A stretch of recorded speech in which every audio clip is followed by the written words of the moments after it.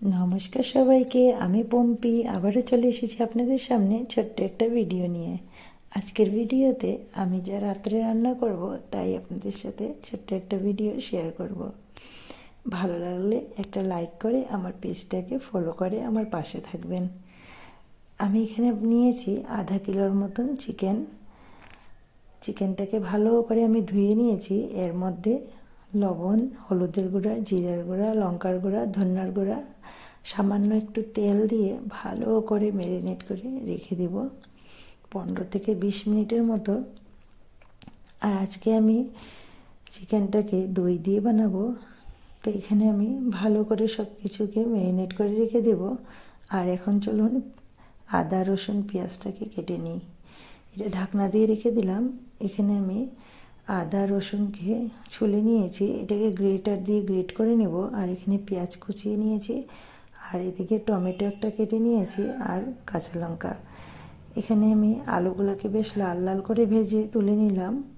এখানে কড়াইতে তেল ছিল, সেই তেলের মধ্যে দিয়ে দিলাম শুকনো লঙ্কা, গোটা গরম মশলা, আর দিলাম তেজপাতা। সাথে দিব ওই যে কেটে রেখেছিলাম পেঁয়াজ কুচিগুলোকেও দিয়ে দিলাম। দিয়ে ভালো করে লাল লাল করে পেঁয়াজটাকে ভেজে নেব হাই ফ্লেমে।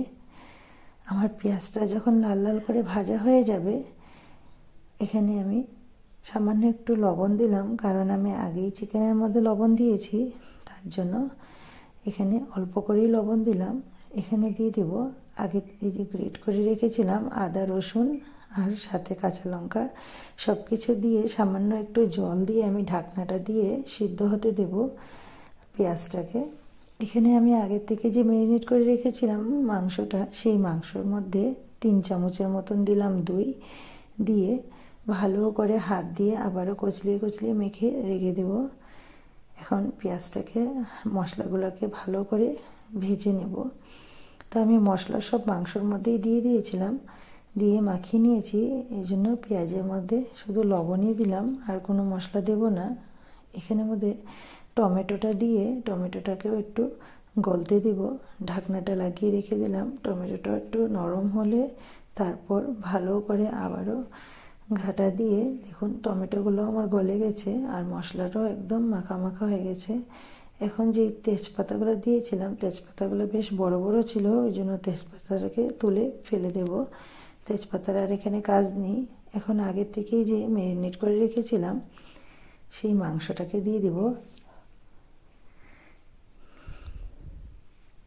মাংসটাকে দিয়ে ভালো করে মিশিয়ে নেব মাংসটা মশলার সাথে। এখন এই যে মাংসর বাটিটার মধ্যে সামান্য একটু জল দিয়ে ভালো করে মশলাগুলোকে ধুয়ে দিয়ে দিব এর মধ্যে অল্প একটু জল।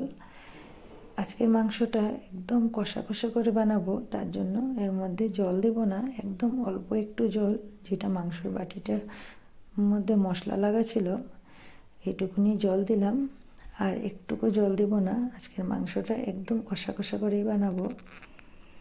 এখানে আমি উপর থেকে যে আলুগুলোকে ভেজে রেখেছিলাম সেই আলুগুলোকেও দিয়ে দিলাম, দিয়ে ভালো করে আলুগুলোকে মিক্স করে এর মধ্যে দিয়ে দিব চিকেন মশলা। আমি এখানে একটা 5 টাকার চিকেন মশলার প্যাকেট নিয়েছি, অর্ধেকটা চিকেন মশলা দিলাম, দিয়ে ভালো করে নাড়াচাড়া করে ঢাকনা দিয়ে রেখে দেব। 5 থেকে 7 মিনিট পর ভালো করে দেখুন কষানো হয়ে গেছে। এখন এর মধ্যে উপর থেকে দিয়ে দিলাম গরম মশলাটাকে ভালো করে মিশিয়ে নিব। আর দেখুন মাংসর কালারটা এত সুন্দর এসেছে। আজকের মাংসটা আমার রেডি হয়ে গেল, একদমই কষা কষা করে রাখবো। আর চলুন বানাবো আলুর পরোটা। আলুর পরোটা বানানোর জন্য আমি এখানে আলুটাকে সিদ্ধ করে নিয়েছি, আর এই যে একটা কাঁটা চামচের সাহায্যে আলুটাকে ভেঙে নিচ্ছি। আলুটাকে ম্যাশ করে নিয়ে এর মধ্যে আলুতে যে মশলাটা দিব তার জন্য একটা কড়াই বসিয়ে দিয়েছি, দিয়ে দিলাম সামান্য একটু সরষের তেল, আর দেব শুকনো লঙ্কা একটা, এখানে দিলাম গোটা জিরা, দিলাম পেঁয়াজ কুচি, আর 2টা কাঁচা লঙ্কা দিয়ে ভালো করে পেঁয়াজটাকে আর এই মশলাগুলোকে লাল লাল করে ভেজে নেব। এর মধ্যে সামান্য একটু হলুদ আর লবণ দেব। আমি আটা মাখাটা আপনাদের সাথে শেয়ার করলাম না। এখানের মধ্যে আমি যে আলুর মধ্যে মশলা মিলিয়েছি সেটাই আপনাদের সাথে শেয়ার করলাম। তাই আমি একটা কাঁটা চামচ দিয়ে পেঁয়াজগুলোকে নাড়াচ্ছি। দেখুন পেঁয়াজটা লাল লাল করে ভাজা হয়ে গেছে। এখন এই যে আলুটাকে আমি আগে যেটা এরকম রেখেছিলাম কাঁটা চামচ দিয়ে মেখে, এখন পেঁয়াজগুলোকে দিয়ে ভালো করে এইভাবে মেখে নিয়েছি। মেখে নিয়ে এই যে আগে আটাটা আমি মেখে রেখেছিলাম, আটাটাকে এরকম হাত দিয়ে আমি একটা বাটির আকার করে নিলাম।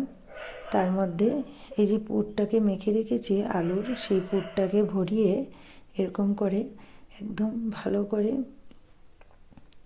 মুখটা বন্ধ করে দেব। দিয়ে এই যে সামান্য একটু আটা বেশি হয়ে গেছে, আটাটাকে আমি উঠিয়ে রেখে দিলাম।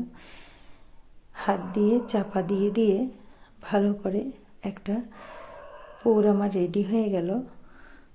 এখানে আরেকটা আটার দলা নিয়ে আমি এর মধ্যেও দিয়ে দিব আলু সিদ্ধ করে যে রেখেছিলাম, আলুটাকে দিয়ে আবারও ভালো করে মুখটাকে বন্ধ করে দিব।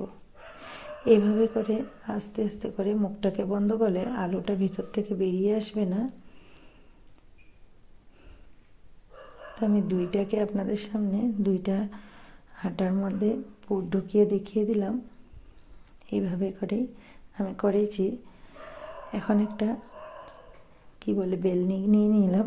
বেলনির মধ্যে সামান্য একটু আটা দিলাম আর দিয়ে দিলাম যে আটাটার মধ্যে পুর ঢুকিয়ে দিয়েছিলাম আলুর। দেখুন আমি এইভাবে হাত দিয়ে চাপা দিয়ে দিয়ে একটুখানি বড় করে নিলাম, তারপর আস্তে আস্তে করে বেলনি দিয়ে বেলে নিলাম। এখানে তাওয়ার মধ্যে অল্প একটু তেল দিয়ে দিলাম, তেলটা গরম হতে থাক। এখানে আমার রুটিটা মাখা হয়ে গেছে, দিয়ে দিলাম তাওয়ার মধ্যে। এভাবে উল্টিয়ে পাল্টিয়ে বানিয়ে নেব। আরেকটা আমি রেডি করছি। দেখুন ভালো করে লাল লাল করে আমি এইভাবে তাওয়াতে দিয়ে ভেজে নিচ্ছি। তা একটা পরোটা আমার রেডি হয়ে গেছে, আরেকটা বসিয়ে দিলাম। এইভাবে করে সবগুলো আলুর পরোটাকে আমি ভেজে নেব।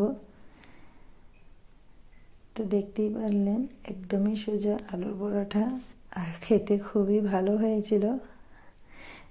দেখুন আমার রান্না রেডি। আজকে চিকেন কষা সাথে আলুর পরোটা। চিকেনের মধ্যে একদমই ঝোল দিইনি, চিকেনটা একদম মাখা মাখা করে রেখেছিলাম। আর আলুর পরোটার সাথে খুবই ভালো, খুবই টেস্টি হয়েছিল। আপনাদের ভিডিওটা কেমন লাগলো আমাকে কমেন্টে জানাতে ভুলবেন না। যদি আপনাদের ভালো লেগে থাকে আমার ভিডিও, আমার পেজটাতে একটা লাইক করে আমার পাশে থাকবেন।